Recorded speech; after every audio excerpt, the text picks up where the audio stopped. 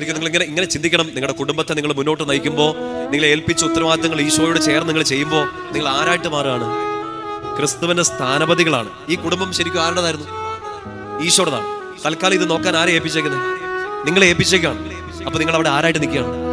ക്രിസ്തുവിന്റെ സ്ഥാനപതികൾ. ഇപ്പൊ നിങ്ങൾക്ക് ഒറ്റയ്ക്ക് പറ്റുന്നില്ല. ദൈവമേ, ഈ കുടുംബത്തെ ഒന്ന് മുന്നോട്ട് നയിക്കാൻ പറ്റുന്നില്ല, ഈ ജീവിത പങ്കാളി ഒന്ന് നയിക്കാൻ പറ്റുന്നില്ല, ഈ മക്കളെ മര്യാദയ്ക്ക് നോക്കാൻ പറ്റുന്നില്ല.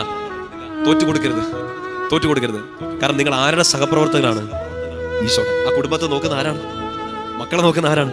ഈശോയാണ്. തോറ്റുപോയി എന്ന് പറഞ്ഞേക്കില്ല. കർത്താവെ മടുത്തു എന്നൊക്കെ ഇടയ്ക്ക് നമ്മൾ സങ്കടത്തോടെ പറയായിരിക്കും. നമ്മൾ മടുത്തു എന്ന് ആരോട് പറയണം? ഈശോയോട് പറഞ്ഞേക്കണം. അപ്പൊ ഈശോ പറയും, കുറച്ചേരം ഇരുന്നോ, നമ്മളെല്ലാം കൂടെ ഒരു പണിയല്ലേ ചെയ്യുന്നത്, ഞാൻ നോക്കിക്കോളാം പറഞ്ഞേ. ഹല്ലേലൂയ. നമ്മൾ പഠിക്കുമ്പോൾ, നമ്മൾ ജോലി ചെയ്യുമ്പോൾ, നമ്മൾ ശുശ്രൂഷ ചെയ്യുമ്പോൾ എപ്പോഴും ഈ സ്റ്റാറ്റസ്, കർത്താവ് തന്ന ഈ സ്ഥാനം, കർത്താവ് തന്ന ഈ വില മറന്നു പോകരുത്.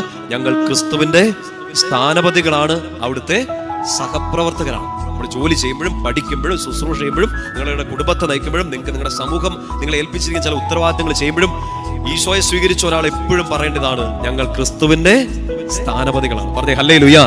ശക്തിയോട് പറഞ്ഞേ ഹല്ലേലൂയ. രണ്ട് കരങ്ങൾ ഉയർത്തി ശക്തിയോട് പറഞ്ഞേ ഹല്ലേലൂയ. ശുശ്രൂഷ മേഖലയിലൊക്കെ നിൽക്കുന്നവരൊക്കെ ഉണ്ടല്ലോ, കേട്ടോണ്ടിരിക്കുന്നുണ്ട്. കുഞ്ഞു കാര്യങ്ങളായിരിക്കാം, വലിയ കാര്യങ്ങളായിരിക്കാം. നിങ്ങൾ ആരുടെ സ്ഥാനപതികളാണ്?